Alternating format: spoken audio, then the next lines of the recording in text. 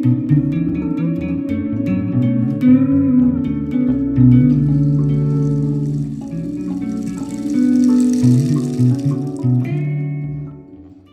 couple of nights ago, I received a response from one of my new viewers, and it really touched my heart deeply. And this is the topic that I would like to talk about in this video. And it's one that really plays on the Conversating 101 topic of men and women and how we can communicate better. And why this touched my heart so deeply was, well, for one thing, she's a 73-year-old woman and wanted some advice on how she can communicate better with her husband, because it's been a lifelong process of what I assume are a lot of failures and a lot of tensions and misunderstandings. And it's just really hard when it's not working out between you and your mate, because that's not what you want, right? You're together because you love each other, and we have this vision of having a beautiful, synergistic, harmonious relationship. Yet what gets in the way? And that's what I want to talk about today. But first, a little bit about my background is my parents. I used to tell my parents that the saddest thing in my life is going to be that I'm going to go to my grave, and my parents never could work it out between them. They could never get along. And sure enough, I will go to my grave knowing that. It won't be the saddest thing, because now I kind of like, but they're both passed. My father passed of dementia, my mother of Alzheimer's. So towards the end there, it was kind of a really interesting show where they both forgot everything. So things did change then. But before that, when they were in their right minds, they couldn't get beyond that. They both had very traumatic childhoods. My father's parents divorced probably in the 40s. I mean, who divorced in the 40s? And then his father very soon after that committed suicide. He was raised by his mother, and he always harbored a lot of anger towards her. We never talked about it. He could never talk about it, and that's what the problem was. He could never process that. He was always in this kind of little boy state and angry at a mom. So that was one of the roles they played out from his side. On my mother's side, she had a very tragic childhood. She grew up in Italy, in northern Italy, and was never claimed or acknowledged by her father. And then her mother died tragically very early on, so she was orphaned. Eventually came to this country as a teenager, and there is a lot of residual stuff she did not. I shouldn't even say residual, it's like a real core part of her being was this anger towards her father. And she too could not talk about it. I mean, she talked about once or twice with me, and that was it.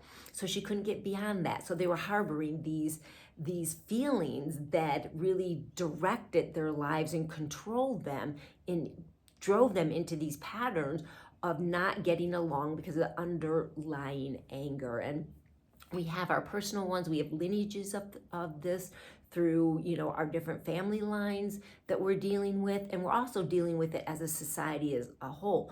I mean, the war of the sexes, you've heard that saying, like, well, WTF, what is that about? And who created a war between the sexes? That is not natural. And I know you agree with that is, you understand that, you can feel that in your souls, that that's just not natural. So that came from somewhere. But that's not what this video is about. This video, I want it to be just a practical one of how we can start understanding each other, and we can start with some simple skills of bridging that gap back to reality and creating the reality that we want and the one that's needed for us to evolve. What I like to say, evolve according to not natural selection or natural evolution, but divine evolution. And that's what I feel like we're here for, is for divine evolution, for the human being, the human physical being to merge and work in harmony with our soul being. And together, that's where heaven on earth happens. Not that there's going to be some mistakes and there's going to be, stuff going on, but there's just, not what's going on right now. Clearly not what's going on right now. And I do believe in that, not even just the possibility for mankind. I think we will get there. It just depends on the choices that we make as individuals, and enough individuals making the right choices, we can get there with a lot less pain than the direction we're pointing in. So it's up to us. Anyway, so let's start first and talk about women. My generation in particular, we grew up with this imprint of Prince Charming. Thank you, Walt Disney, we had Sleeping Beauty. Who else was the other one? Or Cinderella. I can't think of any more. We didn't have very many princesses back then. Now there's a lot of princesses and there's a lot of other stuff going on. It's more complicated. There's different agendas with it. But back, in our generation, I'm at the tail end of baby boomers. So within that group, we had this very strong imprint from Walt Disney, which is another subject. You know what? I'm going to digress into it. I was encouraged. I did have a response to somebody. Some man said, please digress. So I'm going to digress for just a minute on the whole Disney thing about one of my personal experiences. It's an OBE experience, an out-of-body experience that happened. I was probably in my 20s. And this was before there was a truther movement. This would have been sometime in the 80s. A truther movement like it is today. There was no internet. There's not that information out there. Come to find out, I've read a little bit about the whole, Walt Disney and what's going on with that. And there's like a whole other level of agendas, which we don't need to go into, but I can confirm that for myself because of an out-of-body experience. And everything I share with you, if it's something that I just think or an idea I have, I'll tell you. If it's something that I feel is like wisdom grounded in my experience, then that's where I feel like I can talk from my own authority, from my own perspective. And I've got a little kitty here that's crying. So, hi, Nala, baby. Anyway, so in this out-of-body experience, I mentioned in a video before you may have listened to that they started when I was about 7 years old. It's nothing that I have been able to control, and I've stopped wanting to try to control it. It happens as a courtesy from my soul, that there's a message, there's a reminder, maybe a little wake-up call, a resetting of my system is why I get them. And that's great. Now, had I be able to control this, I would have spent way more time in that realm than I would have in this, because it's way better. This has been very intense for all of us, and it's been very intense for me too, as far as living this life as this person. Anyway, so in this experience, so what generally happens, let me back up, what generally happens with my out-of-body experiences, I'm wide awake, I haven't fallen asleep yet, and all of a sudden a vibration starts setting in, and it starts increasing until it reaches a certain, velocity, and then I go out of my body and an adventure happens. On this particular one, the vibration was so strong. And I remember thinking, wow, I'm really going to go far this time. I was like, that was so exciting. And as I started vibrating past this earthly realm and this plane, that I could feel like these like layers and layers I was discarding. And these layers I knew were just like, were what's enveloping us in this world and what's holding us down. There are paradigms and control patterns and all sorts of different things. And how they represented themselves to me were like playing cards.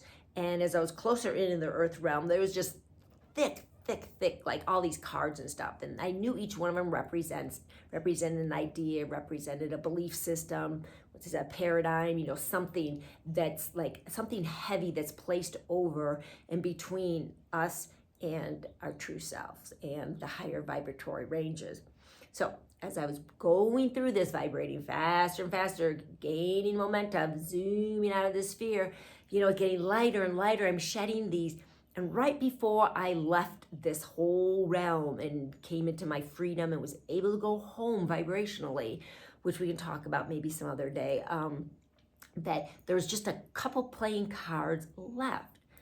And I never, I understood what the playing cards were all about, but I can't consciously tell you what any of them were.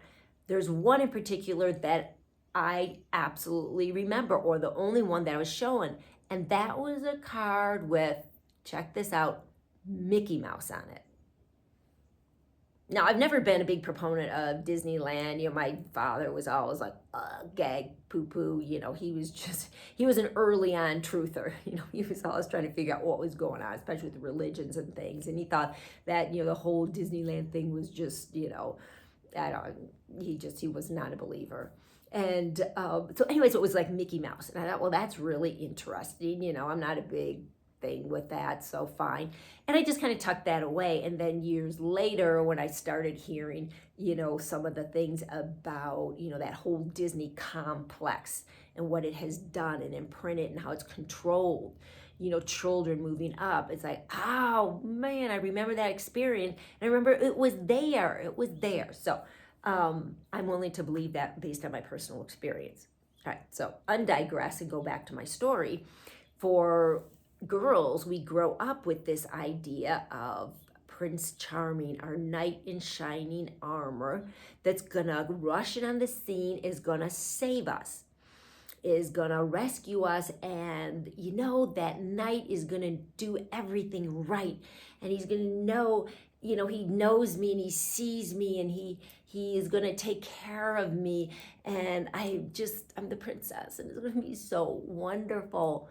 Well, then we meet a certain special someone and we're like, it's the starry eye initial phases, and we're thinking, there he is, my knight in shining armor. He's so wonderful. He's so perfect, Prince Charming. And then we start spending time together, and less charming does he get to us.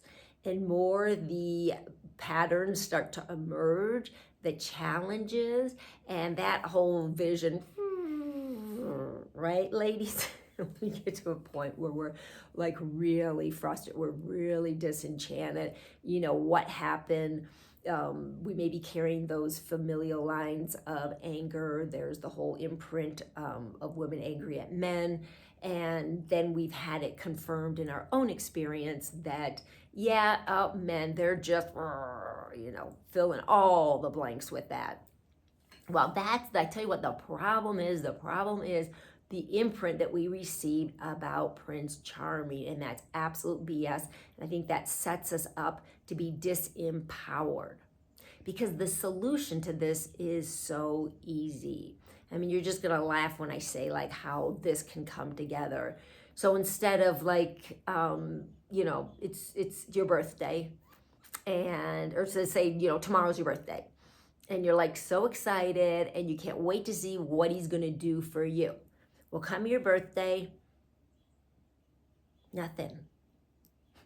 Maybe he runs to the store and gets a card and little flowers or something. But there's not a lot of thought went into it. And I'm just using an example. You can fill in any example you want. And you're like, oh my God, he just, he doesn't care about me. He doesn't love me. He's self-absorbed. How in the world could he forget my birthday?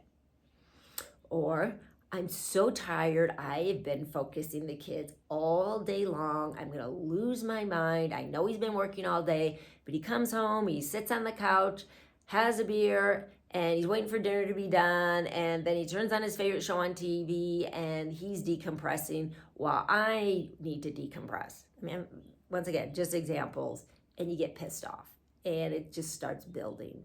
One thing after other. Oh my God, he's gonna go pick up donuts for the family. And it's like, he asks, well, what do you want, honey? Oh, just get whatever. And he comes back with a big old thing of chocolate donuts with chocolate frosting, and you don't like chocolate. You've never liked chocolate. Hard to imagine. And you've been together for 10 years, and you think, what a He doesn't even remember I don't like chocolate. I like the ones with the little strawberry frosting and the little sprinkles. Oh my God, and there we go. Another thing against him, that he just doesn't care, he doesn't listen, he doesn't pay attention. And it just builds, and over a lifetime it can compound to this barrier between us. Well, the simple solution to that, ladies, is for us to step out of that victimization place, that victimhood of being a princess, and that we're going to be rescued or saved from anybody. And anybody can read our mind. Our men cannot read our minds. They can't. Maybe in some other realm they can. Here they don't read our minds. It's up to us to speak our mind. It's up to us to simply ask for what we want and do it in love. And when I finally figured that out, well into my later years, my life changed dramatically. So instead, I do something like this. Honey, it's my birthday tomorrow. You know what I would really love? I would love a pretty bouquet of flowers and maybe a nice little box of chocolates. Honey, it's my birthday tomorrow. I would love breakfast in bed. Honey, it's my birthday tomorrow. Could you take me out to eat to a nice restaurant? I could get all dressed up, a little candlelight dinner. And you know what? The guy's like, hallelujah, I know what to do for her. I'm not guessing, trying to read her mind and then always getting it wrong. I mean, you don't think men have feelings every time like cuckoo and criticizing them and because they're getting it wrong and getting it wrong and getting it wrong. Just think of how that must feel to be on the receiving end of it. My mother henpecked my father relentlessly. It was always something wrong with him, something wrong. I got so sick and tired of it. In fact, when I got old enough, I just left. I wanted to get out of that pattern. I wanted to just, be able to be free to create who I am. And I did that. It took some years to work through that pattern. But when I did, and it was so empowering, is that I learned how to speak up for what I want. Honey, I've had a long day with the kids. I am losing my mind. I am at my capacity. Can we think of a way of how we can kind of relieve that for me? Men want to please. Men want to please. They want us to be happy. They want to fix things. Don't men love to fix things? They want things to be right. Well, ask with love. We ask with love. They can rise up to the plate, be masculine, and come to the real rescue in a way. Is problem solve and work with you and feel loved and appreciated for it. This is just so powerful and so simple, isn't it? It's just, let's be real. Let's not manipulate. Let's not lay in the weeds and wait for him to screw up, because he will screw up because he can't read our minds. So let's help him out. There's nothing wrong. It doesn't discount the gift if we ask for the gift. You know what I want for my birthday? You know what I want for Christmas? You know what I want right now? I want to be left alone. Do you know what I want right now? I could really use a hug, honey. Men be, leave her alone. Cool, go do my thing. Hug, I can do a hug. We just create the environment to have men be able to rise up, step up to the plate in a way that they can show us that they love us and that they want to take care of us and they know what to do. We have to tell them what to do. And like I was saying, it doesn't discount the gift that they're giving us by doing that just because we asked for it. It's just, oh my God, I tell you, when I started doing that, it was so empowering. And my life started to form up the way I want it to look. And I could start letting go of those resentments. And I gotta tell you, it's that was such a heavy pattern from my mom. And I'm sure it's such a heavy pattern in the world that every day I have to meet that within myself. Every day something will come up and I'm like, and I got a choice on how I'm going to respond to the situation, how I'm going to respond to my partner. And most of the times I respond in an uplifting way. I don't always get it right. Sometimes I'm just tired, I'm just irritated, and I'm like, but how quickly can I correct is the main thing. It's not getting everything perfect every time. For me, it's doing the best that we can do. And then if we miss the mark, how quickly can we come back, apologize, and then hit the mark? If I miss the mark, you know what? I ask, I'm sorry. That was a really bitchy thing to say. Can I try that again? I'll ask to be able to do it over again. Sure, he'll say, okay, let me try this. And then I'll say it in the way I want to say it. And it's like, I just reset the pattern. We can do that. We are supposed to do that. We are designed to reset the pattern. Okay, so that's my advice for women. Now, a little advice for men out there. And this is coming obviously from a woman's perspective because, clearly I'm not a man. I incarnate into a very feminine body, even though I'm one of these women that have a very strong masculine properties. I feel like I've got a pretty good balance between the two. But this is my observation with men, and this is one of the things I think that if you could adjust, that would make it much, much easier for us to harmonize and to communicate. And this has to deal with emotions. For some reason, I'm not going to get into it right now. It's not popping into my head, but there's this big fear of emotions with men.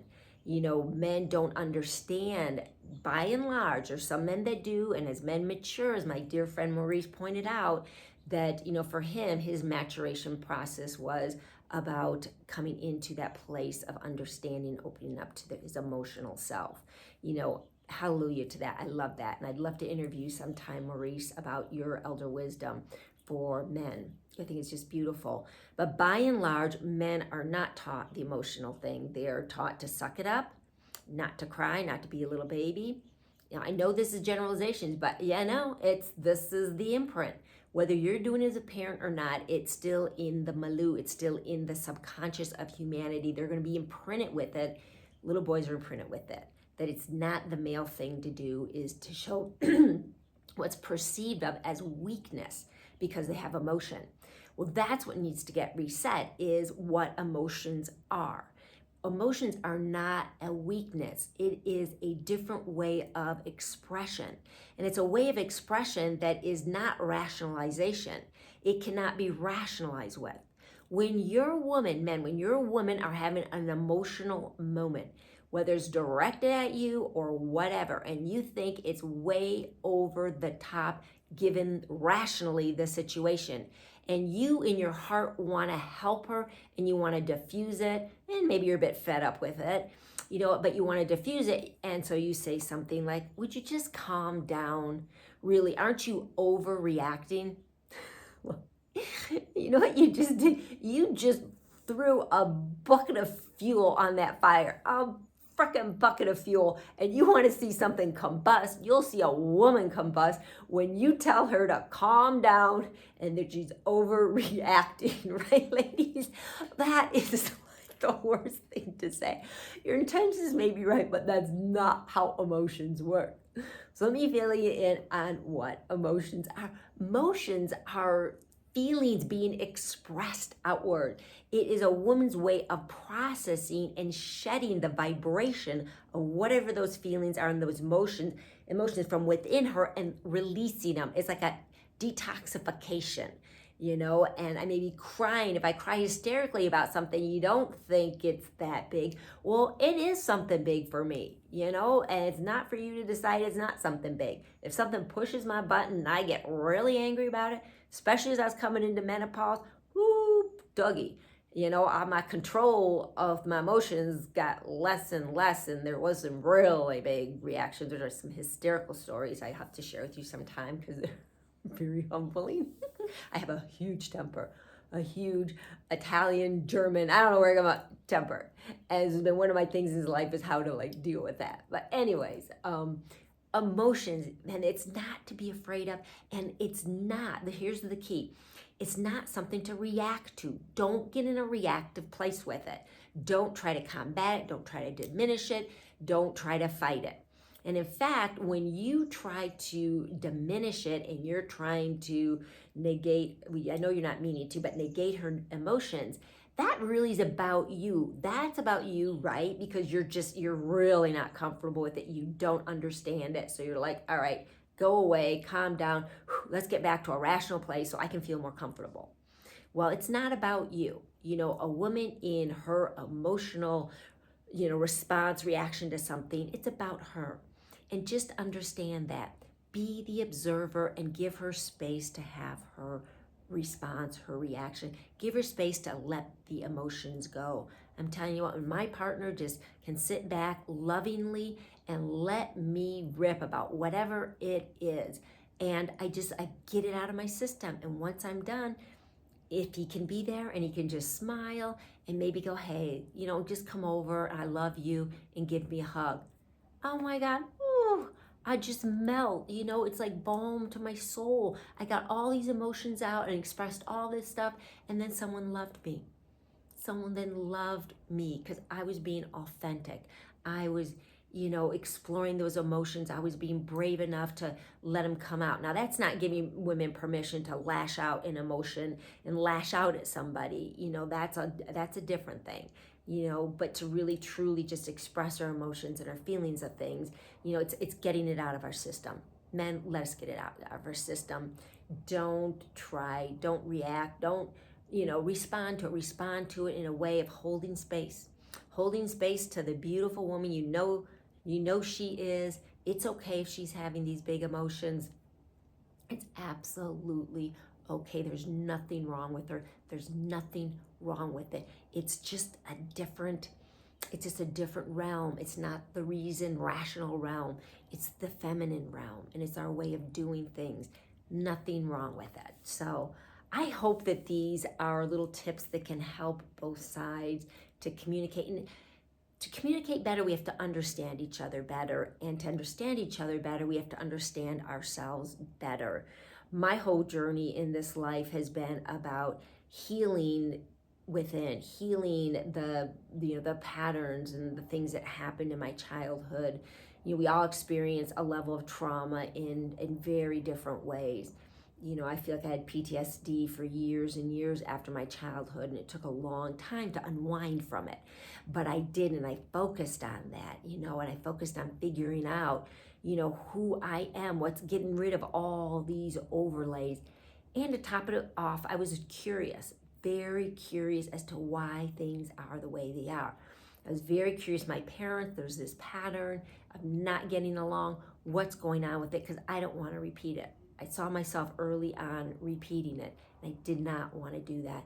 So I worked hard on changing me. And as I changed me and I was open, I shed these things, then I could start seeing things more clearly. And then as I matured, I was able to bring in some new ways of being, some new skill sets that made a dramatic difference. And my life changed because I changed.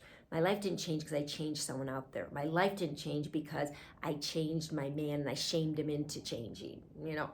Didn't happen. Men, vice versa, works the exact same way. Your life and your relationship's going to change because you change, you take responsibility, and, it just helps when the other person also takes responsibility for themselves, and also for understanding, how we function and giving ourselves space and love. Anyways, I hope that this is really helpful. Once again, I started this video by saying how this really touched my heart, this response, and, from a woman, that it meant so much to me. And in fact, last night I lay in bed and shed some tears as I thought about it. And I thought about my parents and how sad it was for me that they couldn't ever figure it out. They could never figure out how to be a loving couple.